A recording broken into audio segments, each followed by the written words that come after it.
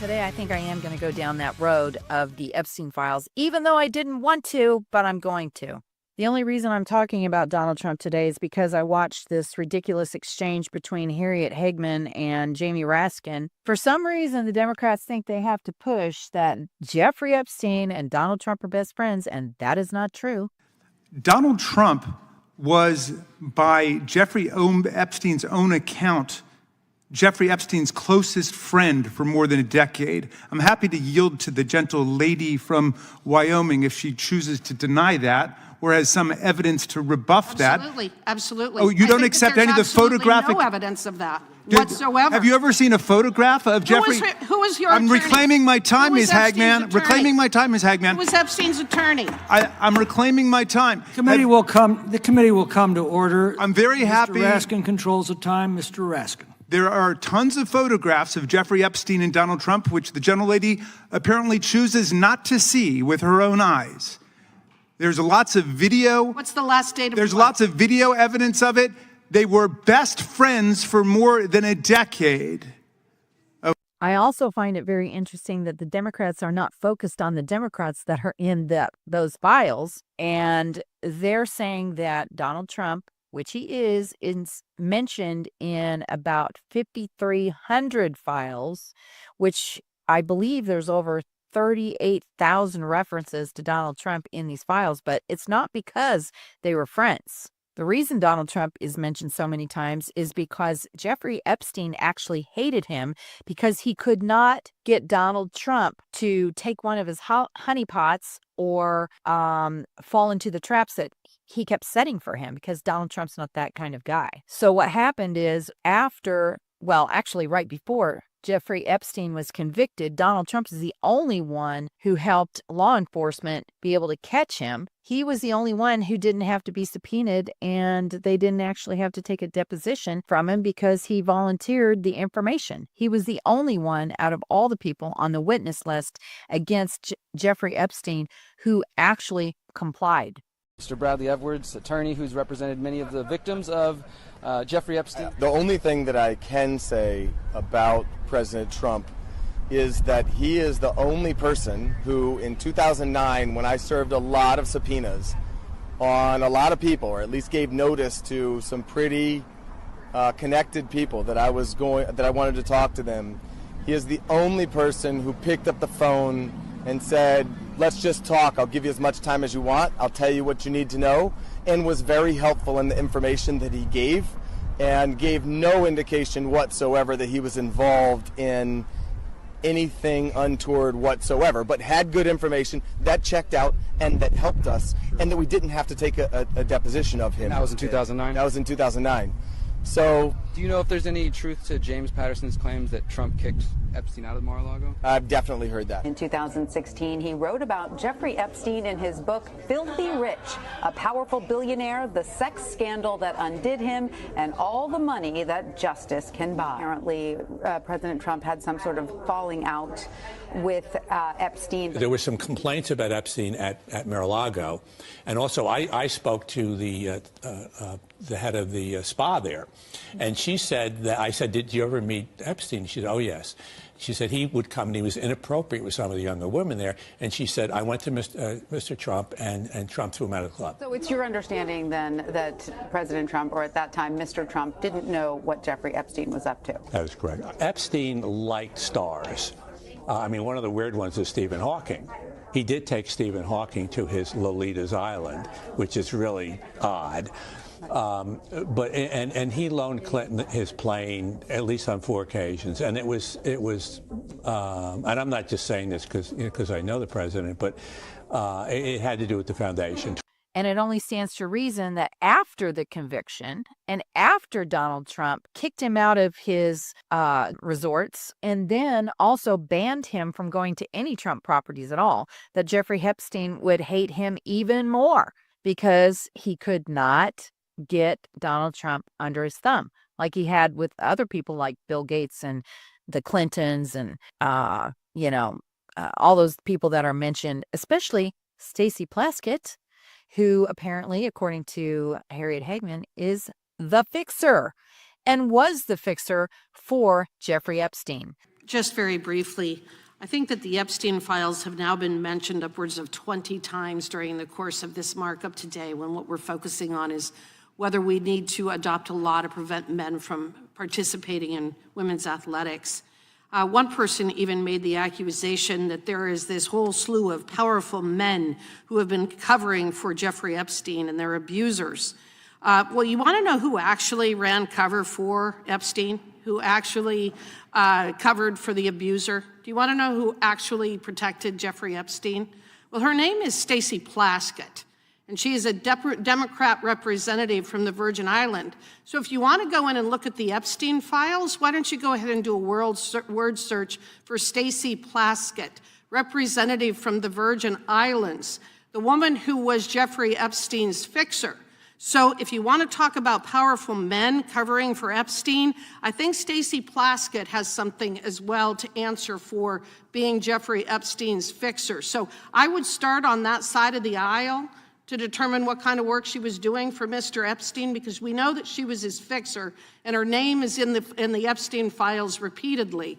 Now, here's some other disturbing news, and that is in Minnesota. Apparently, those calling us fascists are acting like Nazis with a road check. They're asking for your papers, please. They're not police officers, and they're stopping traffic in the middle of the roads and running people's license plates to see if they are ICE license plates.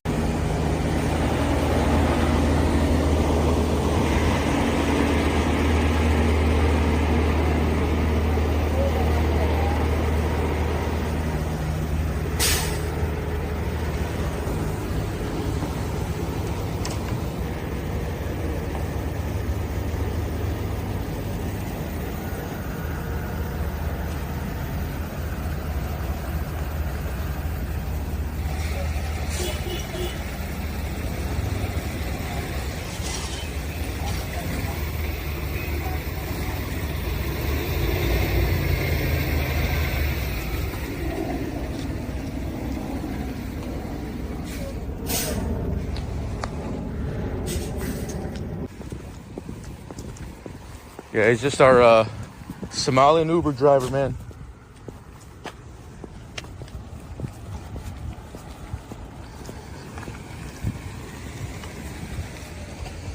Hey, how's it going? You said his license plates are ICE? Doing good, yeah. I was just saying, it looks like in our system, your plates came up as an ICE plate. That doesn't seem like it's the case, but I just wanted to come through and see what was up and talk to you, see how you were doing. Okay, I figured, yeah. I mean, he's clearly Somalian. Yeah, totally. Yeah.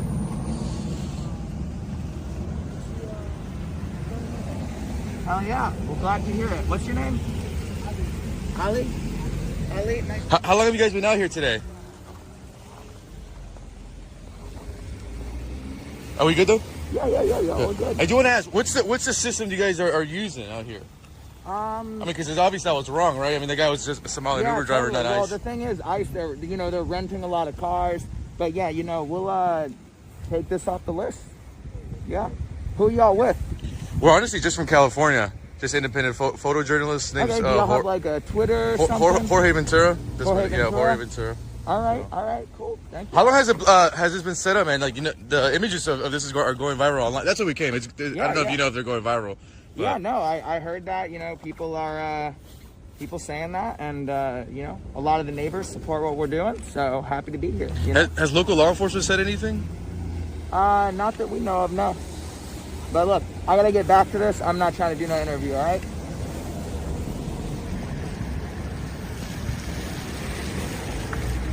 Here in South Minneapolis, we just actually spoke to some of the individuals you want to just check out here wearing the kind of black block covering their faces. They have this kind of blockade here where they're stopping some vehicles. Actually, Eric, if you could point down there, they're actually stopping this vehicle and they check the out-of-state plates just to see if they're ICE. And what's interesting is just moments ago, down there, we have an Uber driver. He's from Somalia. He's clearly not ICE. And they said that in their database that vehicle was popping up as an ICE vehicle. So we were questioning them about this database that they're using. Obviously, there's some type of network here, communication. According to them, local law enforcement hasn't even came in and stopped. So, Eric, just kind of shoot some of this and check it out. They're on the phones. I guess they were checking the license plate. We heard in their walkie-talkie that the license plate that they ran is not ICE, but you can see they're on their walkie-talkie here talking. We want to find out a little bit more about the database, but they don't want to answer our questions. So this is the situation right now here in South Minneapolis. It's called like a blockade. Hey, how you doing? Just talk to me a little bit about this database, because we just ran our Somali Uber driver's license plate. I mean, you guys did run his license plate without his permission. Just talking about the database a little bit, you know? So, this is the scene right now in South Minneapolis, 32nd Street here on Cedar Avenue. You can't assault me, dude. Get in the fucking car. You can't. Get in the fucking car, man. Go away. So they're assaulting me and my photojournalist. Got it all on video. They actually tried to steal my phone, but unsuccessful. And you're gonna get blasted all over the internet, buddy. And the people who are absent on all of this, who have said no words whatsoever, are Tim Walz, the governor, and Jacob Frey, the two cowards that run that area. Totally illegal. And I think that the people who are getting stopped could actually sue both the governor and Jacob Frey, because they're the perpetrators in all of this. When you let people like this do lawless things and harass people and act as if they're some kind of official, basically using public information that is supposed to be only accessible by law enforcement, and that has to be under the right circumstances. You can't just run people because you want to run them. That's totally illegal. Even cops can't do that.